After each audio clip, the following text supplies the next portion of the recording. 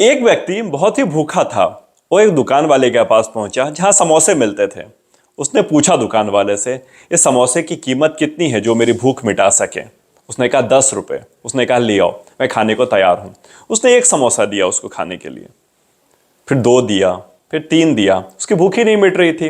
उसने चौथा समोसा खाया, पांचवा खाया, छठा खाया, उसकी भूख ही ना मिटे। मगर सातवां समोसा जैसे उसके सामने आया उसकी भूख मिट गई, जैसे उसने उसको खा लिया।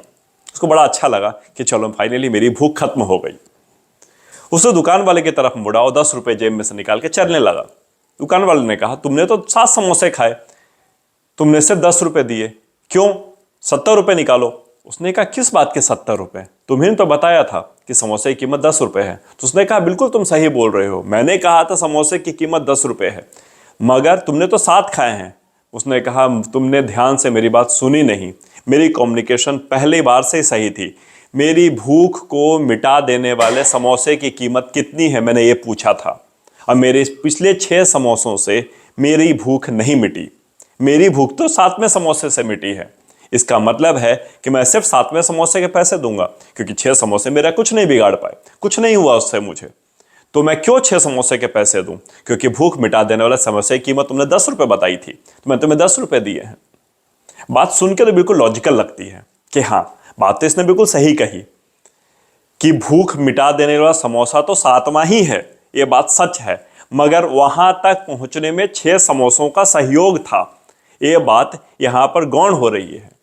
तो ये बात एक तरह से टेक्निकली गलत है। 7वां समोसा भूख मिटा तो रहा है, मगर 6 समोसों का एफर्ट उतना ही था जितना 7वें का है, क्योंकि बिना 6 के 7वां अपना कोई भी काम नहीं कर पाता।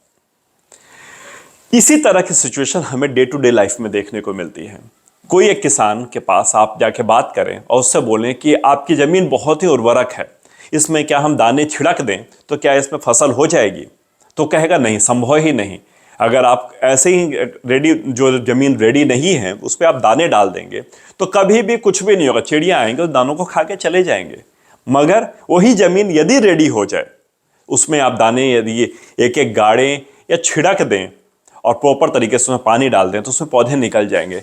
रेडी सॉइल, अगर सॉइल रेडी है तो संभव है उसमें पौधे लग पाना।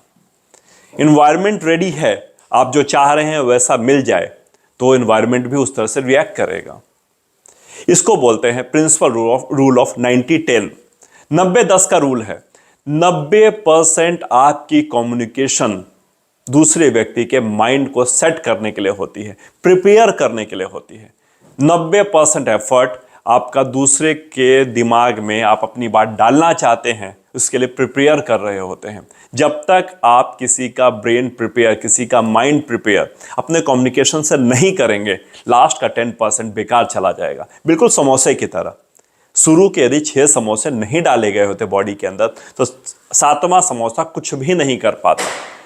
सेल्स में बहुत बार होता है ऐसा, आपने भी महसूस किया होगा। मैं सेल्स से जुड़ा हुआ हूं तो मैं समझता हूं इस बात को।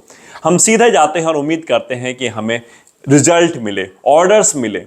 हमारे जैसे बहुत सारे लोग इस तरह के सेल्स में इन्वॉल्व होते हैं और वो चाहते हैं कि हम जाएं और हमें ऑर्डर मिले, उसको ना मिले मुझे मिले। सबकी यही मानसिकता रहती है कि सेल्स का पर्पस ही यही है कि ऑर्डर को कलेक्ट करना हो, वो प्रोडक्ट हो या सर्विस हो, ऑर्डर हमें चाहिए। पर ऑर्डर मिलेगा कैसे?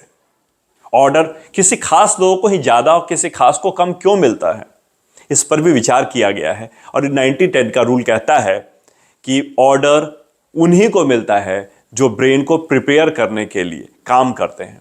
प्रिपेयरिंग द माइंड, वही लोग 10% रिजल्ट ला पाते हैं। बहुत बार ऐसा होता है, आपने देखा होगा, आप किसी ऑर्डर को क्रैक करने की कोशिश कर रहे हैं, बड़े लगातार फॉलोअप कर रहे हैं, डील बहुत बड़ी है, मगर आपका बॉस जाता है और ऑर्डर क्लिक करके ले आता है, ऑर्डर ले आता है। आपको लगता है इसने ऐसा क्या नया बोला कि जो मैं नहीं बोल पाया इतनी विजिट्स में, इतने फॉलोअप्स में। उसने ऐसा कुछ भी नया नहीं बोला, यकीन मानिए। उसने तो सिर्फ आपके फॉलोअप्स को फाइनली मुहर डाली। जो आपने 90% काम कर दिया था उसको नहीं भी ले जाते तो आप गारंटी है कि आप इस ऑर्डर को क्लिक कर लेते, मगर ऐसा इसलिए नहीं हो पाया क्योंकि आप हार मान चुके थे, या आपने मान लिया था इतनी विजिट्स मैंने कर ली, हो ही नहीं रहा कन्वर्ट, तो मैं करूं क्या? तो फाइनली दूसरे को इन्वॉल्व करते हैं। हो सकता है कि आपके 7वें और 8वें विजिट में ऑर्डर क्लिक नहीं होता, मगर हो सकता है 9वें और 10वें विजिट में हो जाता। मगर हम लोगों से होता ऐसा है कि हम चाहते हैं पहले और दूसरी बार में ही हम अपना जिस पर्पस से हम कम्युनिकेशन कर रहे हैं उस कम्युनिकेशन फुलफिल हो जाए। घर में भी आप देखते होंगे कई बार बच्चे अपने माँ बाप से कोई चीज़ मांगते हैं, जैसे कि किसी ने कहा कि उसके फ्रेंड ने बाइक नई खरीदी है और मुझे भी एक नई बाइक दिलवा दीजिए। बच्चे जनरली अपने माँ बाप से कहते हैं कि मुझे बाइक दिलवा दो। पेरेंट्स तुरंत उसका एक जवाब दे देते हैं, 90% नंबर ले और बाइक ले जाओ, या 95% नंबर ले और बाइक ले जाओ। उनको भी पता है ये कभी नहीं कर पाएगा, ये कभी नहीं कर पाएगी। ऐसा डिमांड रख दो कि सामने वाला कभी कर ही ना पाए। ऐसा हुआ क्यों? ऐसा पेरेंट ने इतना मुश्किल डिमांड क्यों रख दिया उसके सामने? सिर्फ और सिर्फ इसलिए क्योंकि उसने माइंड को प्रिपेयर करवाने की कोशिश ही नहीं की, उसने इसके लिए माहौल ही क्रिएट नहीं किया। कोई बहुत ही बड़ी ज्वाइंट फैमिली में रह रहा है कोई व्यक्ति और वो चाह रहा है कि मैं न्यूक्लियर हो जाऊं, और एक दिन आकर के वो बम फोड़ दे घर में कि मैं कल से आप लोगों के साथ नहीं रहूंगा, मैं अलग होना चाहता हूं। क्या होगा? कुछ नहीं होगा, सेपरेशन हो जाएगा। तो एक दूसरे का शक्ल देखना नहीं चाहेंगे वो लोग, बातें नहीं करना चाहेंगे, लोग अलग तो हो जाएंगे मगर चीज़ें उतनी स्मूथ नहीं रहेंगी।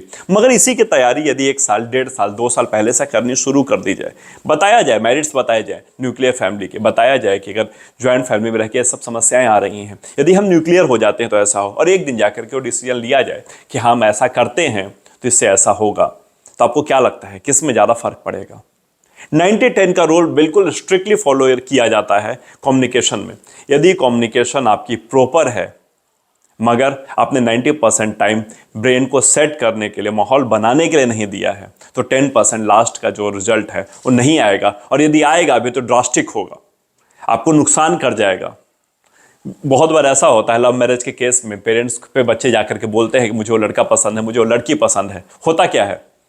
जम करके घर में लड़ाई झगड़े और हाँ ना का सिचुएशन होता है। मगर इसी के लिए यदि बच्चे थोड़ा पहले से इसकी तैयारी करें, इस तरह का माहौल बनाएं, इस तरह का ब्रेन सेट करें, पेरेंट्स को थोड़ा सा इन्वॉल्व करें उसमें, और धीरे धीरे उनको इस बात के लिए कन्विंस करें कि लव मैरिज एक अच्छी चीज़ है, एक अच्छा प्रैक्टिस है, तो आपको इससे फ़ायदा हो सकता है। उसी तरह सेल्स में यदि आप किसी क्लाइंट के पास जा रहे हैं और सीधे जाकर आपने प्रोडक्ट की बात करनी शुरू कर दी, आपने सर्विस की बात करनी शुरू कर दी, और सीधे आप चाहें कि मुझे ऑर्डर मिल जाए, तो क्या संभव है? नहीं होता है, ऐसा हो ही नहीं सकता और ना होता है। और ऐसा हुआ है तो कहीं ना कहीं उसके ब्रेन में आपको लेकर के एक खास तरह की इमेज थी, या आपके प्रोडक्ट को लेकर के खास तरह का रिस्पेक्ट था, इसकी वजह से ऑर्डर क्लिक हुआ। अदरवाइज वो पॉसिबल नहीं था एक विजिट में। यही रियल लाइफ में भी होता है। हमें, हमारा और हम सभी को अपना कम्युनिकेशन इस तरह का रखना चाहिए कि 90% टाइम हमें दूसरे को, ब्रेन को, माइंड को, माहौल को सेट करने के लिए दिया जाना चाहिए, और 10% उसका रिजल्ट जैसे ही उसके बाद आप हिट करेंगे आपको रिजल्ट मिल जाएगा। कम्युनिकेशन इतना इजी है मगर लोग इसको समझ नहीं पाते। बिल्कुल उसी तरह से जैसे कि समोसे वाली कहानी थी, उस दुकान वाले ने तो ये समझा ही नहीं कि ये इस तरह के तिक्रम में फंसाने वाला है मुझे, कि मेरी भूख को मिटा देने वाले समोसे की कीमत कितनी है। क्योंकि भूख को मिटाने के लिए समोसा जो भी खाया जाएगा उसके पहले के बनाए गए समोसे के माहौल के बाद ही तो खाया जाएगा। मैं उम्मीद करता हूँ कम्युनिकेशन की बात आपको समझ आई होगी। बहुत डिटेल में इसको मैं चाहे तो मैं समझा सकता हूँ, और 90-10 के रूल को यदि आप पढ़ना चाहें तो बड़ी आसानी से पढ़ सकते हैं, अवेलेबल है नेट पे, यदि आप चाहें तो इसको पढ़िएगा। बट डिटेल में बहुत बड़ा काम किया गया है इस पर, बड़ा अच्छा रिसर्च है इस पर, पढ़ेंगे तो आपको अच्छा लगेगा। चलिए मिलता हूँ बहुत जल्दी नए वीडियो में।